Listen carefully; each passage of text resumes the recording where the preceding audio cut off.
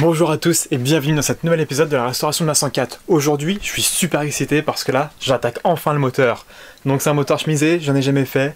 Je me suis beaucoup renseigné, je vais essayer de vous donner le max d'informations et vous expliquer le maximum de choses. N'hésitez pas dans les commentaires à apporter vos connaissances et franchement, abonne-toi si ça te plaît et je me mets au taf parce que là, j'en peux plus d'attendre.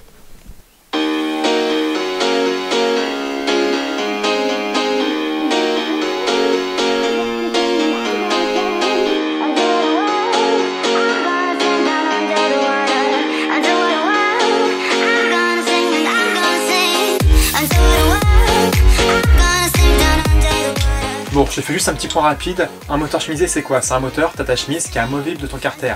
Quand tu remontes tes chemises, ce qui est très chiant à faire, c'est qu'il faut bien calculer ta hauteur de joint pour pas que ta chemise dépasse trop de ton carter, ce qui va créer un défaut d'étanchéité sur ton joint de culasse et tu auras tout à recommencer. Pareil, tes portées de chemise ou ton joint d'en base doit venir, il faut que ça soit clean de chez clean. Faut pas qu'il y ait un grain de sable parce que ça va déjà décaler ta hauteur et surtout, ça va faire une fuite. Donc, j'avais fait un petit tuto il y a quelques mois, je l'ai mis en privé, je l'ai partagé sur des groupes pour avoir des avis. Les retours sont positifs, donc maintenant je te mets le tuto et je t'explique comment calculer la hauteur de dépassement de chemise. Bon allez, je te montre tout ça et on se retrouve après pour le remontage final. Et pour mesurer et déterminer le bon joint, il faut un comparateur. Donc un comparateur c'est un mano, le mien et je pense que tous les comparateurs de toute façon sont au centième, je pense pas que ça existe au dixième. Donc moi c'est un support fait maison sur lequel j'ai fait un support pour monter mon mano et avec ça je vais pouvoir mesurer ma différence entre ma chemise et mon plan de joint carter.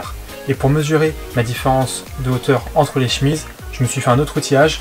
Pareil, c'est un support plus petit, tout simplement pour bien qu'il repose sur les quatre coins de ma chemise et pas qu'il touche mon carter et pour pas fausser mes mesures, tout simplement. Donc j'arrête de vous parler et je vous montre comment on fait. La première étape, c'est nettoyer ses portées pour être sûr qu'il n'y ait pas d'impureté qui nous fausse les mesures. Moi, mes chemises, c'est un kit chemise d'époque que j'ai trouvé d'occasion sur eBay. Donc du coup, je n'ai pas de position pour chaque chemise. Si vous reprenez vos chemises et pistons d'origine, faites bien attention à les remettre à leur place initiale. Donc, première étape, monter les 4 chemises. Moi, j'ai numéroté mes chemises de 1 à 4 pour tout simplement toujours mettre les mêmes chemises au même endroit afin d'obtenir les mêmes cotes. La première étape, c'est de mesurer l'alignement en hauteur des chemises. Sur la revue technique, la tolérance maximum est de 0,02 mm, soit 2 centièmes. Donc je me place sur une chemise avec mon appareil le plus petit, je fais bien attention qu'il ne soit pas emporté sur un carter, et après je passe d'une chemise à l'autre, et je vérifie qu'il ait bien un bon alignement avec une tolérance maximum de 2 centièmes. Puis après, je reporte l'opération sur toutes les chemises. Une fois que j'ai fait ça, je prends mon deuxième appareil qui va poser sur les carters. Je me positionne sur le carter, je me mets à 0, puis je me positionne sur ma chemise. Et là, je regarde la différence de hauteur entre mon carter et la chemise. Sur la revue technique, il est indiqué qu'elle ne doit pas excéder 5 centièmes, 0,05 mm. Moi personnellement, j'ai fait les mesures en croix, donc au nord, au sud, à l'est, à l'ouest. Puis j'ai marqué et relevé sur une feuille chaque mesure afin de me rappeler. J'ai répété l'opération sur toutes les chemises, une à une, pour pouvoir faire mes calculs et déterminer le bon joint. Après, je sais, oui, j'ai un outil fait maison et il est précis à plus ou moins 1 centième.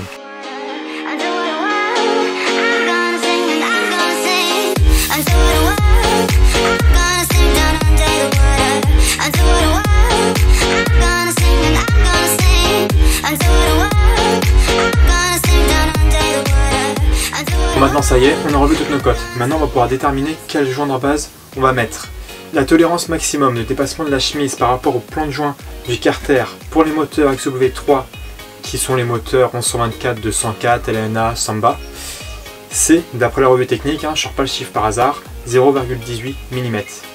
Donc du coup là je vais prendre mes différentes cotes que j'ai relevées sur mes chemises par rapport au plan de joint du carter. Ce qu'on va faire, c'est qu'on va prendre la plus grande cote des 4, donc celle qui dépasse le plus par rapport au plan de joint, et on va la soustraire à la tolérance maximum de dépassement des chemises.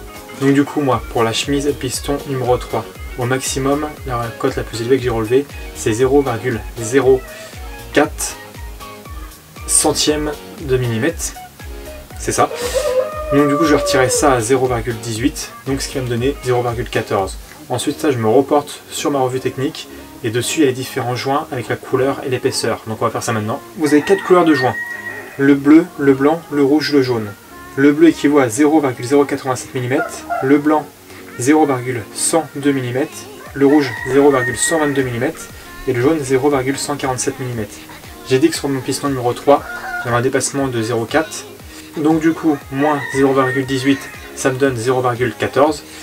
Donc je vais prendre le joint soit égal, soit inférieur à cette queue là. Jamais le joint supérieur, sinon vous allez faire une surépaisseur et vous allez dépasser vos tolérances.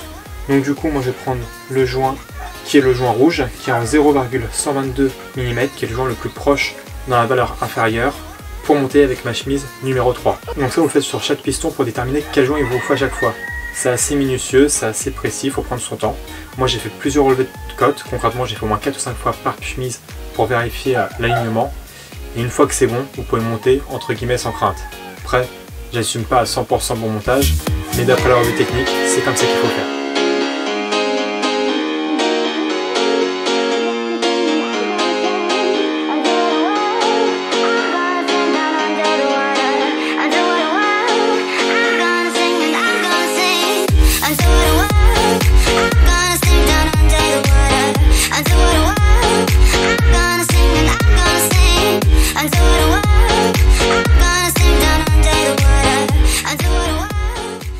Ça y est, j'ai sorti le premier oreiller de piston. Donc du coup, comme vous avez vu, j'ai chauffé. La seule chose qui commence à me faire peur pour le remontage, c'est je vais vous montrer la gueule du piston. Peut-être prendre des gants pour pas me cramer. Hop. Je sais pas si vous allez voir, avec la presse ça fait un plat. Donc celui-là je m'en fous parce qu'il est mort, en plus il est pris un coup. Mais pour le remontage, je pense que là, les œillets, direct sous me congèle. Et je vais bien chauffer mes bielles.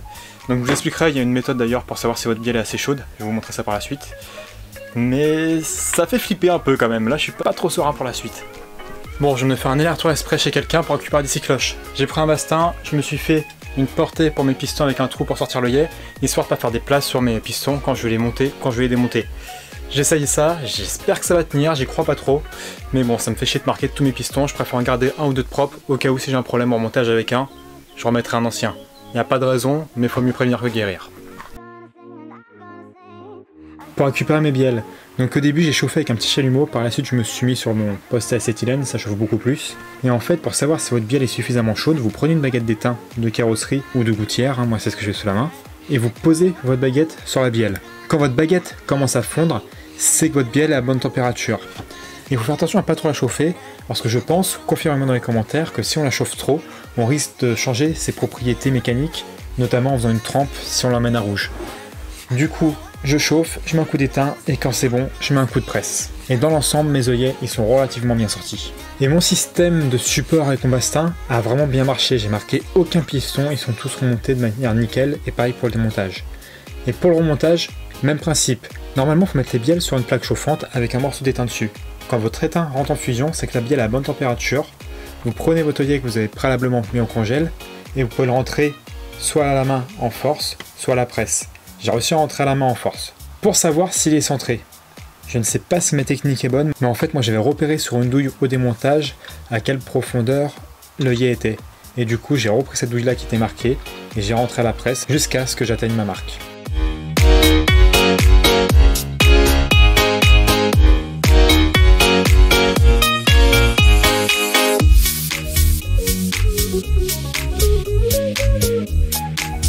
Maintenant qu'on a déterminé notre joint en base, il faut le mettre sur la chemise. Et là, pareil, il y a une manière de le poser, il ne faut pas faire n'importe comment, et surtout, il ne faut pas le déchirer, ce qui est logique. Mais avant de faire ça, je vais retirer mes pistons de mes chemises, parce que moi j'ai reçu le kit comme ça, pour vérifier que tous mes segments soient bien à 120 degrés. Il ne faut pas aligner vos segments, c'est quelque chose qu'il faut savoir concrètement, mais vos segments doivent être écartés de manière égale. Donc, comme il y en a 3, c'est 120 degrés. Après, je les remets dans les chemises, je mets mon joint en base, et je le monte dans mon moteur. Je vais remettre tout simplement mes vis avec des rondelles assez larges pour pouvoir maintenir mes chemises en place, pas qu'elles bougent, pour pouvoir remonter mon bas-moteur, ma boîte et tout ce qui va avec. Donc du coup je pose la caméra et j'essaie de vous faire des plans sympas. Bon, j'ai un petit imprévu avec le moteur de la 104. Pour moi, pour rentrer les pistons dans les chemises, il faut tout simplement prendre l'appareil qui va nous servir à serrer les segments, on le met sur notre piston, hop, on serre les segments, on fout notre piston, on l'approche par le dessus et on le rentre, sans tourner par contre et sans à-coup de préférence. Sauf que là, la bielle est trop large et va pas rentrer dans la chemise. Donc je sais pas si j'aurais dû en fait rentrer mes pistons avant dans les chemises, puis après mettre ma bielle, ou je sais pas s'il faut les rentrer par le dessous. De toute façon moi je vais rentrer par le dessous parce que j'ai pas le choix. Donc si vous avez l'astuce et la réelle manière de faire, je suis preneur. Sachant que sur la revue technique, ils mettent d'abord la bielle, puis après les pistons dans les chemises. Mais il n'y a pas de photo, c'est pas imagé, donc j'arrive pas trop à voir. Donc si quelqu'un a l'info, pour les prochaines restos que j'ai, je suis vraiment preneur. Du coup, je prépare mes chemises à recevoir mon piston. Bien sûr, pour tout le remontage, je le dis pas forcément, mais n'oubliez pas de graisser et lubrifier avec de l'huile de boîte ou l'huile moteur toutes vos pièces, faut mieux trop que pas assez. Moi, tout ce qui va être coussinet, montage et piston dans les chemises, et montage en général, je mets de l'huile. Donc, je monte mes pistons dans mes chemises, je vérifie qu'ils coulissent bien, j'essaie de faire un contrôle visuel, puis une fois que je suis serein, je remonte dans mon carter et je recontrôle au comparateur mon dépassement de chemise.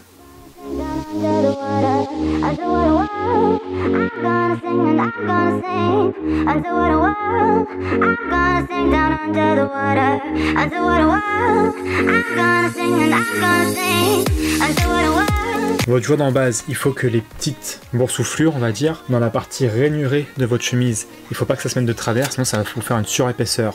Moi, ce que j'ai fait, c'est que j'ai mis avec un cutter pour bien rentrer en faisant attention à ne pas couper.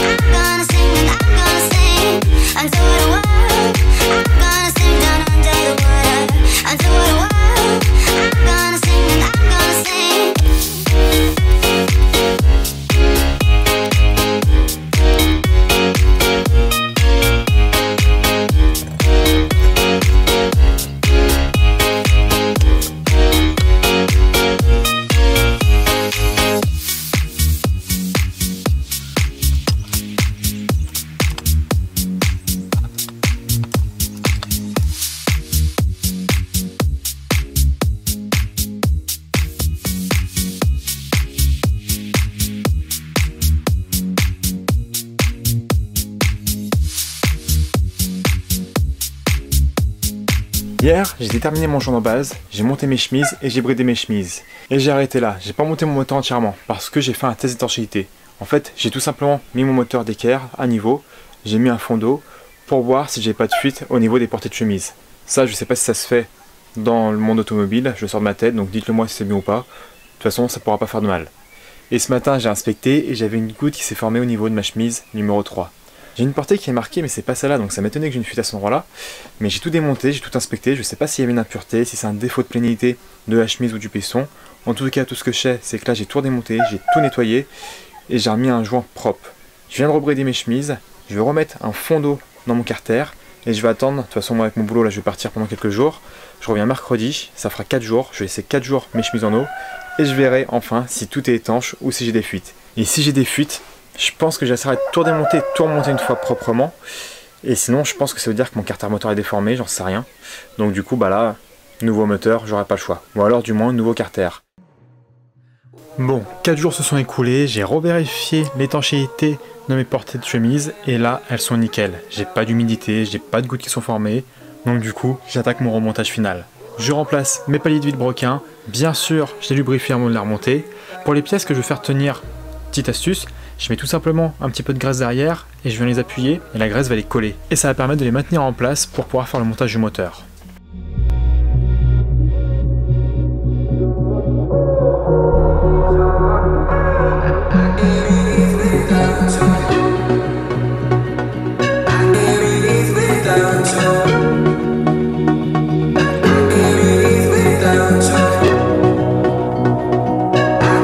Tout ce qui est boulon, vis, moi ce que je fais, c'est que je les mets à la main, je les approche à la clé, à cliquer classique, puis après je les serre au couple. Ici pour les boulons de bielle, le serrage conseillé sur la RTA est de 3,75 dk-Newton.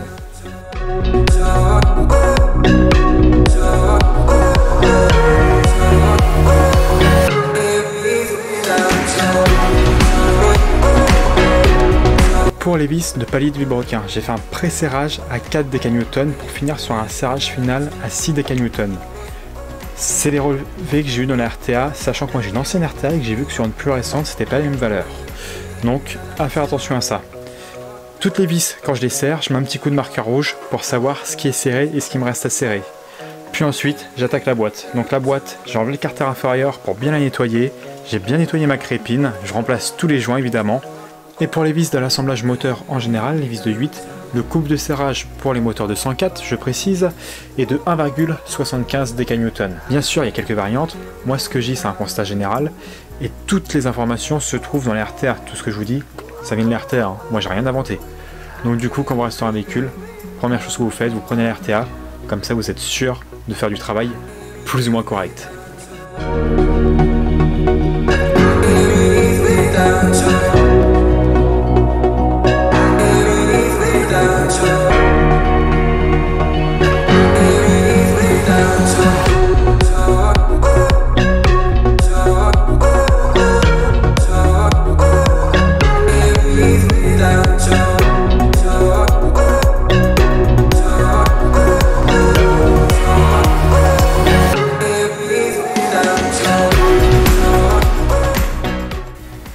Bon, je vais arrêter là pour cette vidéo parce que sinon ça va durer une demi-heure, je vais vous perdre et il n'y a aucun intérêt.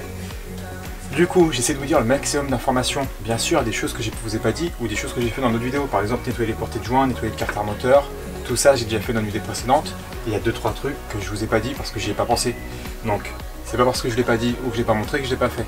Par contre, si vous avez des améliorations à apporter, des connaissances, des choses à faire attention, ou alors tout simplement des choses que j'ai pas fait ou vous pensez que j'ai pas fait et que vous voulez me le faire remarquer, n'hésitez pas. Comme je dis à chaque fois, je suis pas un pro, je suis ouvert aux critiques et je suis ouvert surtout aux conseils et aux critiques constructives. Donc du coup, lâchez-vous dans les commentaires. J'espère que ça vous aura plu et au moins que vous aurez appris comment poser des chemises. Ça se trouve une autre technique, hein, toujours pareil. Je dis pas que je sais tout. Pour la suite, on va faire culasse, montage de l'embrayage, montage de la distribution avec le calage. Et je ferai peut-être une troisième vidéo sur les finitions ou sur le carburateur. Ou du moins une troisième vidéo, ce sera remontage du moteur. Par contre, il y a des pièces que j'ai toujours pas, pour le moteur, entre autres. Il y a des pièces où j'ai énormément de mal à les trouver, par exemple le tendeur de distribution. Ça j'étais étonné, mais j'arrive pas à en trouver. Ou alors à des prix astronomiques. Donc du coup, je continue à chercher tout ça, sinon je ferai avec les pièces que j'ai. Je vais me débrouiller comme d'hab, hein. C'est les aléas de la restauration. En tout cas, je vous remercie pour me suivre, pour tous ceux qui m'apportent des conseils, des aides. Il y a des personnes aussi qui m'ont filé des pièces, donc il y a quelques personnes, je pense à vous. Et vraiment un gros merci à vous tous, parce que ça me permet d'avancer, de me cultiver et de m'enrichir dans la restauration automobile, dans la mécanique en général, et aussi pour mon bricolage, on va dire, personnel. Donc c'est vraiment super cool. Sur ce, je vous dis à bientôt pour un nouvel épisode de la 104. Portez-vous bien et toujours pareil, au plaisir de partager.